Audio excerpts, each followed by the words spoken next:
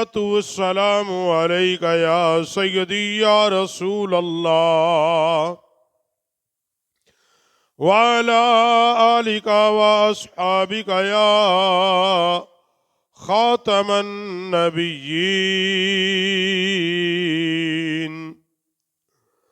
تو زندہ ہے واللہ، تو زندہ ہے واللہ، میری چشم عالم سے چھپ جانے والے، چمک تجھ سے پاتے ہیں سب پانے والے، میرا دل بھی چمکا دے چمکانے والے، تیرا کھائیں تیرے غلاموں سے الجھیں، تیرا کھائیں تیرے غلاموں سے الجھیں، یہ عجب ہے کھانے غرانے والے، سب سے اعلیٰ اولا ہمارا نبی، سب سے بالا اعلیٰ ہمارا نبی، خلق سے اولیاء، اولیاء سے رسول، اور سب رسولوں سے اعلیٰ ہمارا نبی، سب سے اعلیٰ اولا ہمارا نبی، سب سے بالا اعلیٰ ہمارا نبی، خواجہ خواجہ معین الدین، اشرف الاولیاء روح زمین۔ بعد از حمد و صلات، درود و سلام آقا دو جہاں، سید سروراں، امام الانبیاء، تیرے اور میرے پیارے لجپال جناب محمد الرسول اللہ صلی اللہ علیہ وآلہ واصحابہ وبارک وسلم کی بارگاہ بے کس پناہ میں ہدیہ درود السلام احباب ذی وقار، ماہ رجب شریف انتہائی برکت اور رحمت والا یہ مہینہ ہے۔ اس مہینے کے متعلق نبی علیہ السلام نے فرمایا یہ اللہ کا مہینہ ہے، اور آقا علیہ السلام نے اس ماہ مبارک سے محبت فرمائی۔ تو احباب ذی وقار، اس مبارک مہینے میں 6 تاریخ کو خواجہ خواجگاں عطائے رسول ہند کے سلطان خواجہ خواجگاں حضرت خواجہ معین الدین چشتی اجمیری سنجری رحمت اللہ تعالی علیہ، آپ کا عرس مبارک سرزمین ہند پر ہر سال ہوتا ہے۔ یاد رکھو، حضرت خواجہ رحمت اللہ تعالی علیہ، آپ کی ولادت جو ہے خراساں کے علاقے سنجر کے اندر ہوئی، اور آپ کے والد گرامی غیاث الدین رحمت اللہ تعالی علیہ اپنے زمانے کے عظیم صوفی، عبادت گزار، تقوی اور طہارت والے بزرگ تھے، اور کم سنی میں ہی آپ کے والد گرامی اس دنیا سے پردہ فرما گئے،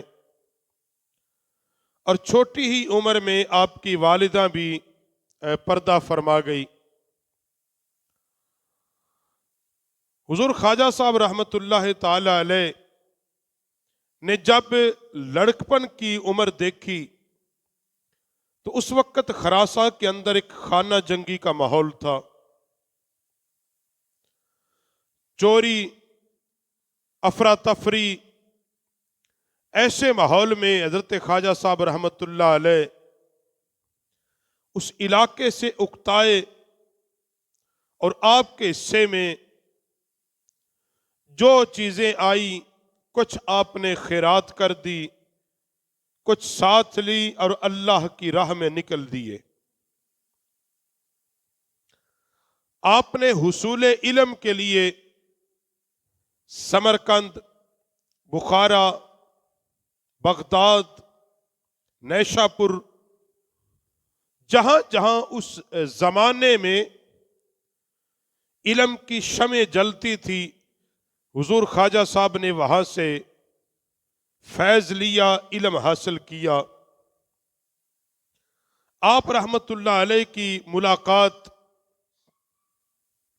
حضرت ابراہیم مجذوب رحمت اللہ تعالی علیہ، ایک درویش مجذوب اللہ کے ولی سے ملاقات ہوئی۔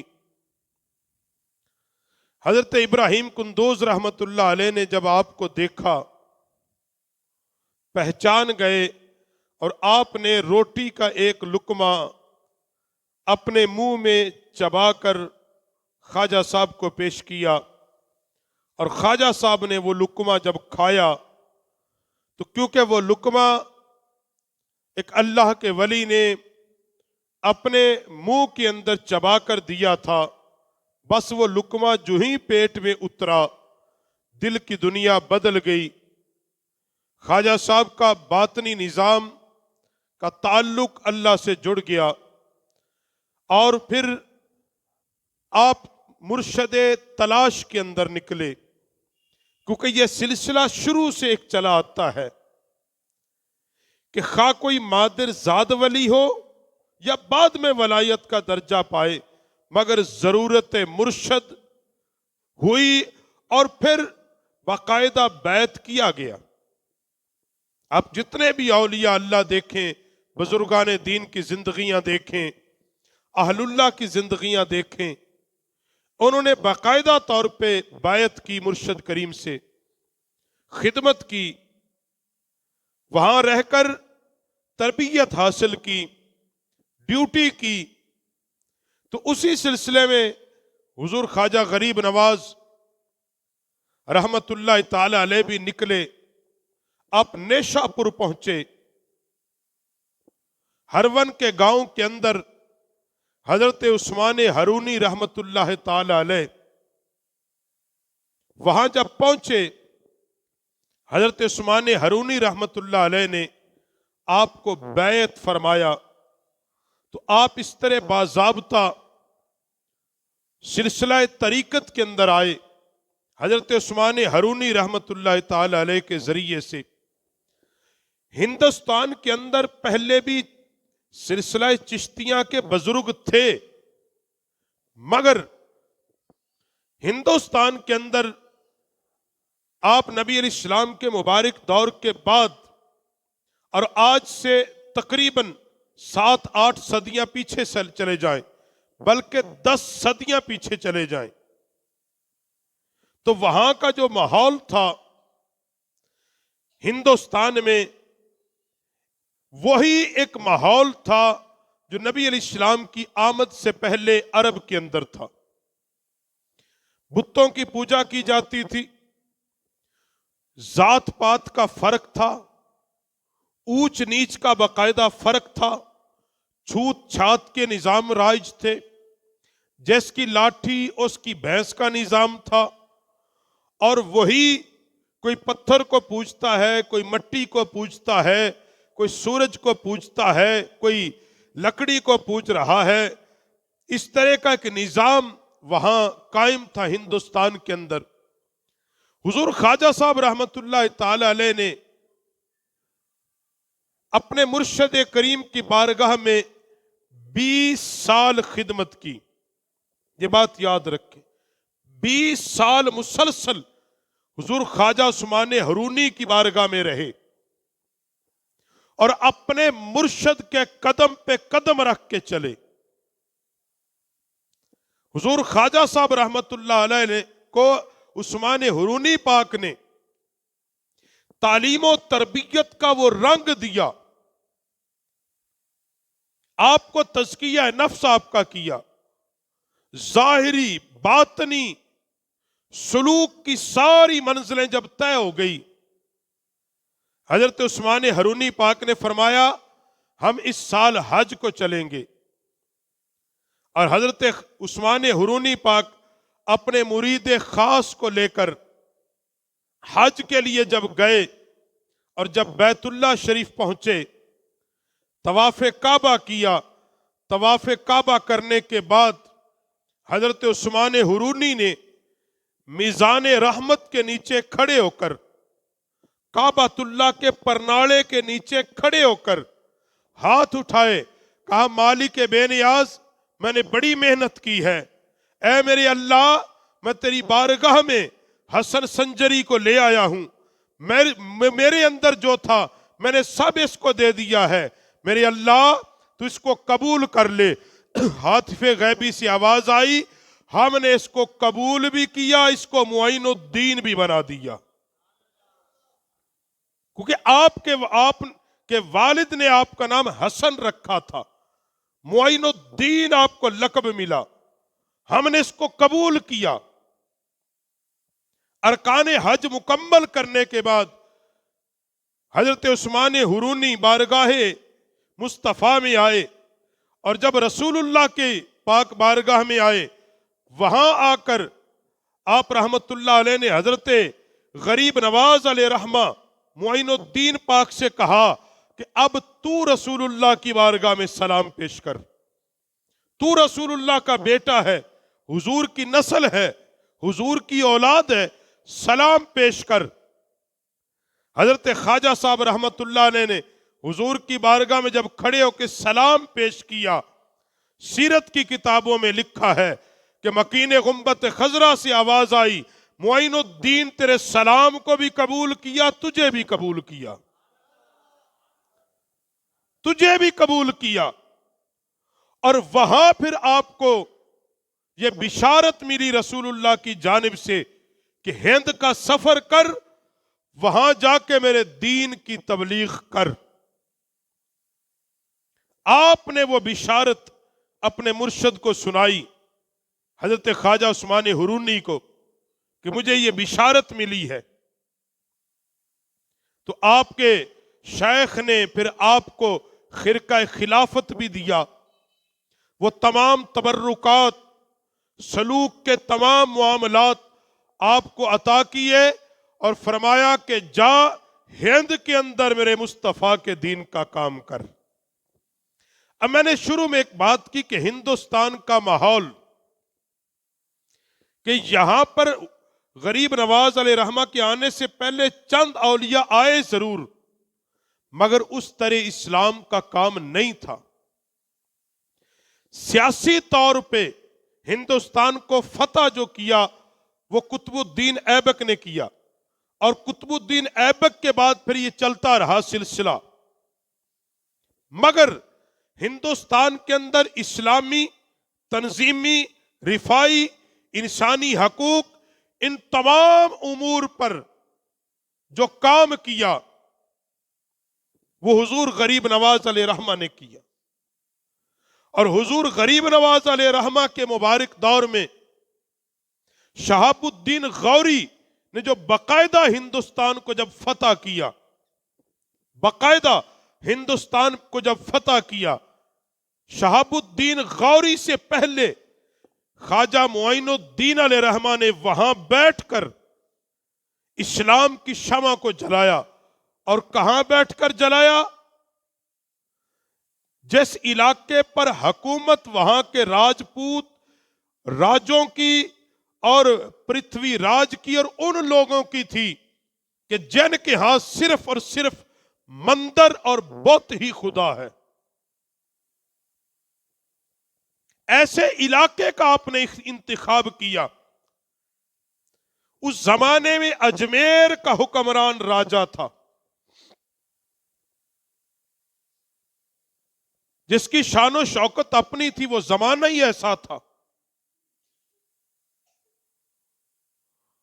اور ڈاکٹر آر ایس ایس نے لکھا ہے کہ میں نے جب یہ تاریخ پڑھی ہے، ایک جھونپڑی میں بیٹھنے والا بزرگ اور پھٹی ہوئی دھوتی باندھ کر، ایک پھٹی ہوئی چادر اپنے اوپر لے کر ہندوستان میں آیا، اس نے پورے ہندوستان کے سماج کو بدل کے رکھ دیا۔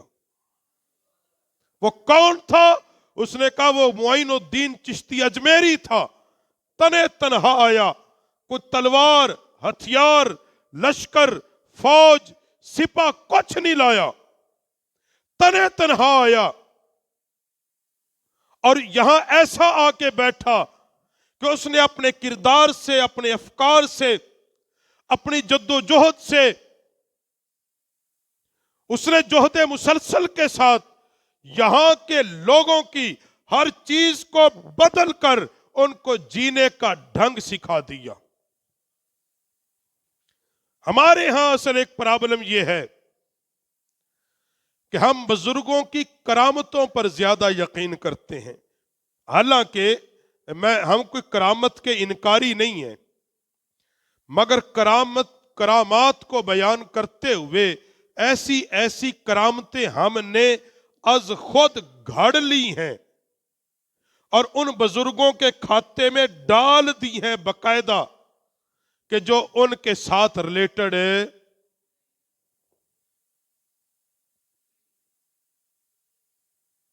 याद रखो, बुजुर्गान दीन ने जो काम किया, उन्होंने एसी के पंखों और लैंड क्रूजर में बैठकर दीन का काम नहीं किया जी। उन्होंने इस तरह वलायत के दर्जे हासिल नहीं किए। उन्होंने ऐसी जगह के इंतखाब की, हुजूर ख्वाजा साहब का अंदाजा लगाएं कि एक आदमी हो जो अहले ईमान हो और जो कहे रब्बुनल्लाह, मेरा रब अल्लाह है। कुरान में अल्लाह कहता है ना कि जिन्होंने कहा रब्बुनल्लाह, मेरा रब अल्लाह है, सुम्मस्तकामु ततनज़्ज़लु अलैहिमुल मलाइका, फिर वो उस पे खड़ा हो गया। पहला कहना मेरा रब अल्लाह है, यह दावा है, और फिर उस पे खड़े हो जाना इस्तिकामत के साथ। एक फर्द वाहिद हिंदुस्तान अजमेर में आके बैठा, उसने कहा एक अल्लाह है, कायनात में सच्चा दीन दीन रसूल अरबी है, आखिरी पैगंबर मोहम्मद अरबी है। अब माहौल कैसा था? वो कहते हैं अजब बात है, यह कहां से आया है? वो जो सारे के सारे अपना सब कुछ मंदिरों पे लुटाते थे और मट्टी और पत्थर और सोने चांदी की बनी हुई मूर्तियों पे लुटाते थे, हत्ता कि अपनी जवान बेटियों की इज्जतें वहां लुटाते थे। यह एक नजरिया था जो वहां कायम था, यह बात याद रखो। मक्के के अंदर एक नजरिया था नबी अलैहिस्सलाम के आने से पहले। वह नजरिया क्या था कि जो जी चाहे करे, जिसको जी चाहे माने।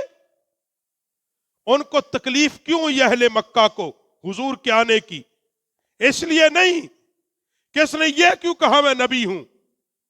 वो कहते तू ये कहता रहो मैं नबी हूं, मगर जो हमारा नजरिया है इसकी मुखालफत ना कर। यह ना कहो हमारे खुदा झूठे हैं, यह ना कहो हमारे कारोबार गलत है।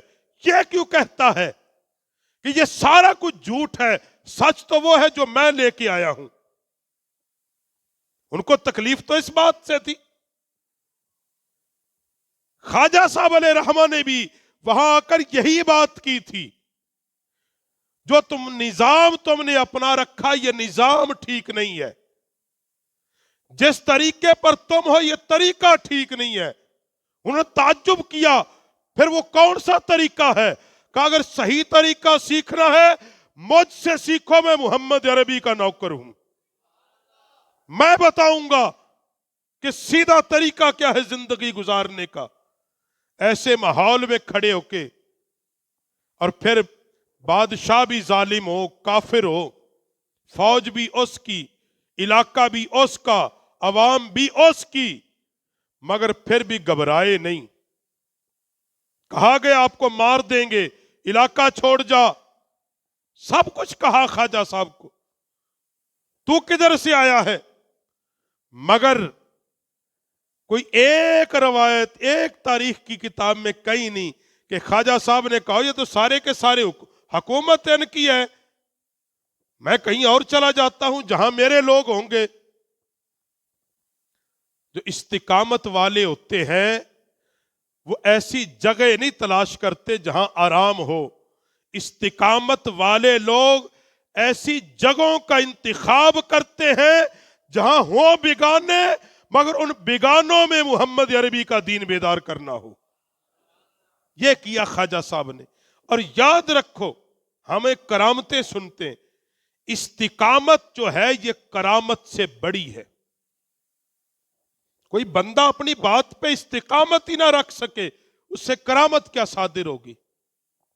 جس صبح کو کوئی بات کرے، شام کو کوئی بات کرے، جو بندہ اپنی بات پہ ہی کھڑا نہ رہ سکے، اس سے توقع رکھو گے کہ وہ دین کا کام کرے گا، یا اس کے متعلق یہ کہو گے کہ جناب یہ بڑا پہنچا ہوا ولی ہے، اور اس کی پھر کرامتیں گھڑو گے تم؟ جی، جس کا صبح کچھ اور موقف ہو، جو چلتے پانی کے ساتھ چلے اور چلتی ہوا کے ساتھ چلے، اور جیسے حکمران آئے جیسا دیس ویسا بھیس، مریدوں کو بھی یہی سبق دیا جائے کہ نہیں بس حالات کے ساتھ چلیں، کوئی ضرورت نہیں ہے آپ کو ایسی باتیں کرنے کی۔ مگر خواجہ صاحب رحمت اللہ تعالی علیہ جس کا لنگر کھاتے ہو، انہوں نے یہ درس دیا تھا کہ چلتی ہواؤں کے ساتھ چلنے والے مصطفیٰ کے دین کے خادم نہیں ہوتے، وہ باد مخالف جو چلتا ہے، جو چلتی ہواؤں کے رخ موڑتا ہے، جو چلتے ہوئے پانیوں کے خلاف تیرتا ہے، اصل میں وہی رسول اللہ کے دین کا خادم ہوتا ہے۔ دین کا خادم وہ نہیں ہوتا کہ جیسا دیس ویسا بھیس، دین کا خادم وہ ہوتا ہے وہ زمانے کے ساتھ نہیں چلتا بلکہ زمانے کو اپنے ساتھ چلاتا ہے۔ تو خواجہ صاحب نے یہ نہیں کیا۔ حالات تو پھر یہ تھے نا کہ چپ کر کے بیٹھتے، نہیں، زمانے کو اپنے ساتھ چلایا، زمانے کو مجبور کیا۔ اور خواجہ صاحب رحمت اللہ تعالی علیہ نے جو تبلیغ فرمائی، لوگ کہتے کام کوئی نہیں کیا۔ حضور خواجہ صاحب رحمت اللہ علیہ کے خلفاء میں فخر الدین دہلوی رحمت اللہ علیہ، اور آپ کے جو پہلے خلیفہ تھے قطب الدین بختیار کاکی تھے، اور آپ رحمت اللہ علیہ کے خلیفہ حمید الدین ناگوری رحمت اللہ علیہ، اور ان کا مقام یہ ہے، حضرت حمید الدین ناگوری یہ آپ کے دوسرے خلیفہ ہیں، اور انہوں نے حضرت بابا فرید الدین کا بھی زمانہ پایا ہے۔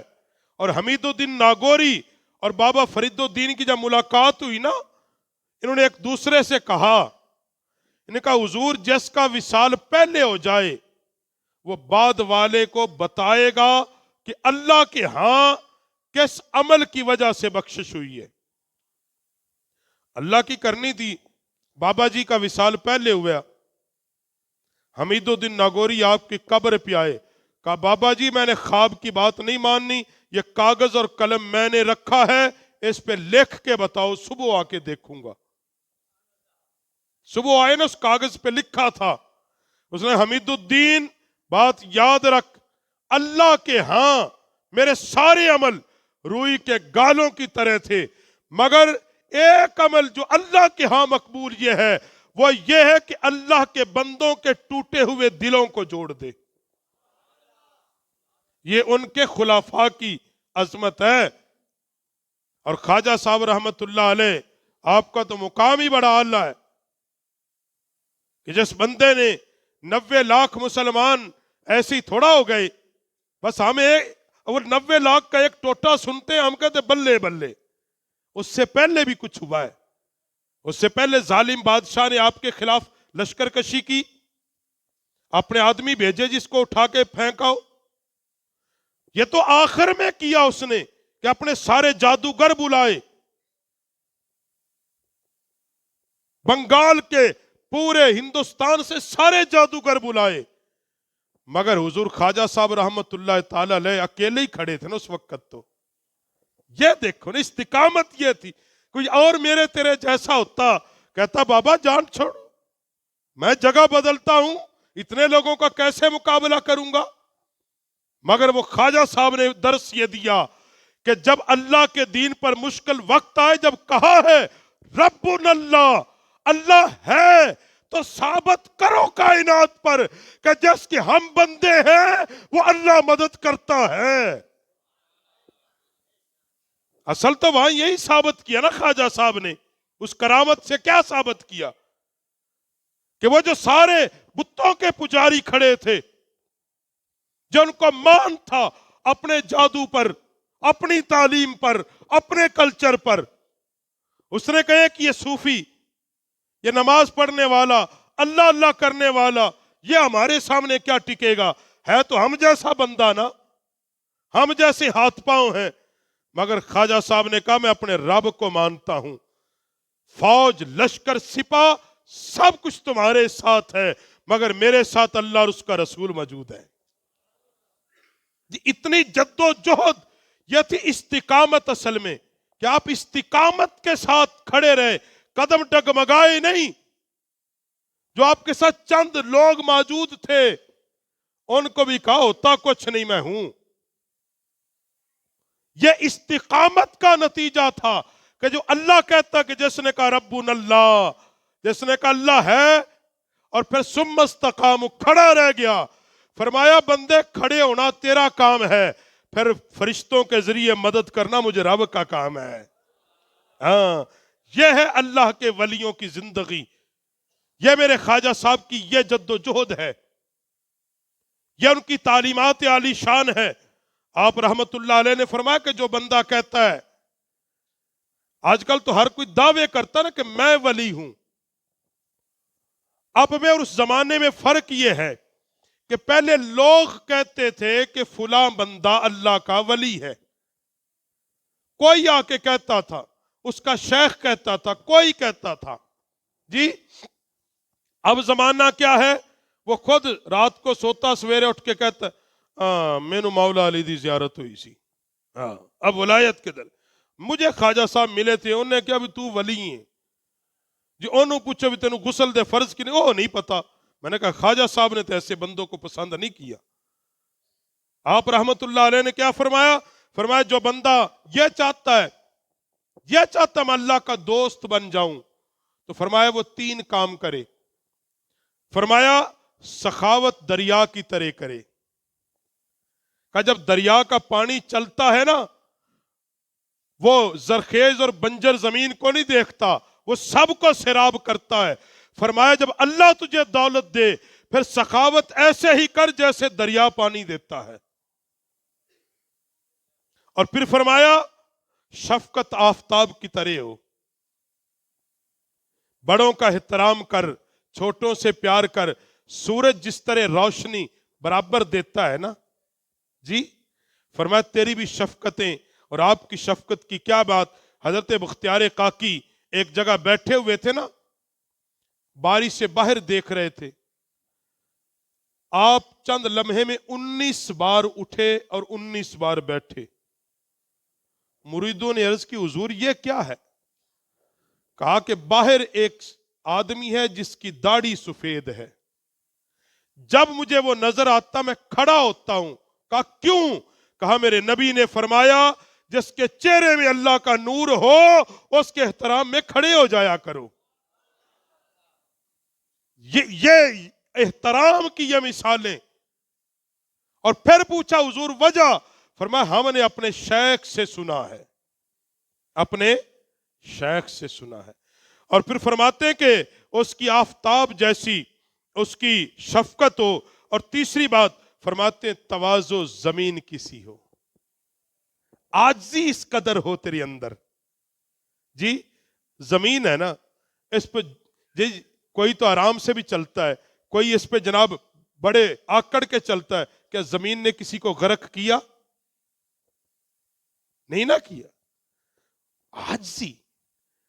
خواجہ غریب نواز فرماتے ہیں اگر تو چاہتا ہے اللہ کی بارگاہ میں بلند ہونا، فرمایا پھر عاجزی میں جھک جا، جتنی عاجزی آئے گی اللہ تجھے بلند کر دے گا۔ تیتھے تے پیر بھائی ہاتھ نہیں ملان دے جی، ہاتھ ساڑھے ہاتھ تو تھوکلا دے ہوگے جی، اتھے دے حالات نے اللہ دے بندے ہو، اتھے تو اللہ ہی اللہ ہے نا جی۔ ਇੱਥੇ ਮੁਰੀਦ ਗਰੀਬ ਬਾਹਰ ਖੜਾ ਹੁੰਦਾ ਹੈ, ਗੱਡੀ ਤੇ ਹੱਥ ਬੰਨ ਕੇ, ਤੂੰ ਲੈ ਕੇ ਕੀ ਆਇਆ? हुजूर ख्वाजा गरीब नवाज रहमतुल्लाह अलैह की बारगाह में एक बुढ़िया आई ना, उसने दस्ते दराज किया, कहा मेरी बेटियां जवान है, आसरा कोई नहीं। आप रहमतुल्लाह ताला अलैह ने आपने अपने खलीफा को कहा, फरमाया जा इसकी बेटियों का सारा सामान पैदा करके आ। ये तो अल्लाह के वलियों की, तो ये अल्लाह के बंदे हो तालीमात थी कि उनके तो बारगाह में जो आता वो मुरीदों को खिलाया करते थे, लौटाया करते थे। अब हम तनकीद नहीं करते, लोग गुस्सा करते हैं, मगर हम वही कहते हैं कि जो औलियाए कामिलीन की जिंदगियां ये हैं। हुजूर गरीब नवाज रहमतुल्लाह ताला अलैह आप फरमाते हैं कि निशान अहले मुहब्बत क्या है, अहले मुहब्बत की तरीका क्या है, अहले मुहब्बत की अलामत क्या है? फरमाया यह है कि फरमा बरदार रहे और डरता रहे। फरमाया किस लिए? का हर वक्त अल्लाह की इत्तिबा कर, अल्लाह से डर। का किस लिए? का ये डर रख कहीं मेरा रब मुझसे नाराज ना हो जाए। गरीब नवाज पाक फरमाते हैं, फरमाया हर वक्त आजिज़ी रख, हर वक्त अल्लाह की इबादत कर, उसके हुक्म की इत्तिबा कर और अपने अंदर खौफ रख कि कहीं ऐसा ना हो तेरा मालिक तुझसे नाराज हो जाए। और फरमाया जिन के मालिक नाराज होते हैं उन गुलामों का कोई नहीं होता। तो हमारे औलिया अल्लाह की तो हजरात ये तालीमात आली शान थी। जरूरत अमर ये है कि इस निजाम को फिर से राइज किया जाए, इस तरीके को फिर से राइज किया जाए। हजरत ख्वाजा गरीब नवाज रहमतुल्लाह अलैह ने कैसे काम किए उन हालात में? आपने पहला खानगाही निजाम अजमेर के अंदर बनाया, हालात के साथ। जब दिल्ली पर और जब हिंदुस्तान पर मुसलमान हुक्मरान, मुसलमान सियासी तौर पे मुसलमान हुक्मरान थे, आपको कहा गया, क्योंकि दूसरा दारुल खिलाफा लाहौर बना, कहा गया कि चले दिल्ली आ जाए लाहौर। आपने फरमाया हम हक परस्तों के जो शमा जलाते हैं उसको बुझाया नहीं करते, जिस चराग को जलाया है उसको मुसलसल तेल डालेंगे ताकि अल्लाह की मखलूक इससे फायदा लेती रहे। कहा हमारे ये काम कोई नहीं कि बादशाहों के साथ चले, जिसने आना है हमारे पास आए, हम शमा जला के बैठे हैं। तो हुजूर ख्वाजा साहब ने फिर दूसरा मरकज अपने खलीफा को दिया, दिल्ली को आबाद किया, फिर नेशापुर को आबाद। आपने पूरे हिंदुस्तान के अंदर खानगाही मरकज फैलाए, अपने खुलाफा की ड्यूटी लगाई कि जाके हाथ पे हाथ रख के बैठना नहीं है, अल्लाह के बंदों को अल्लाह से मिलाना है।